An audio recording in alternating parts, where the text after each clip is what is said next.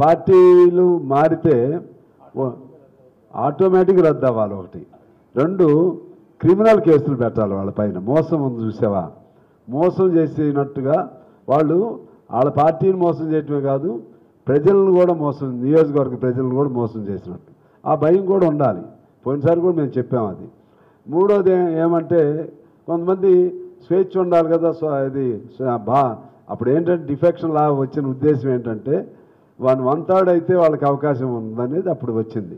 అంటే వాళ్ళు ఎప్పుడు ఓ పార్టీ తరపు గెలిస్తే వాళ్ళు నియంతృత్వం ఉంటే అధినాయకత్వం భరించాలా అనే సెన్స్ నుంచి వచ్చింది. భరించాలా కాదా అన్నప్పుడు నీకు ఇష్టం లేకపోతే నీ పదవికి రాజీనామా చేయి, పదవికి రా. ఈ సాగు చెప్పి చేయడానికి వీల్లేదు.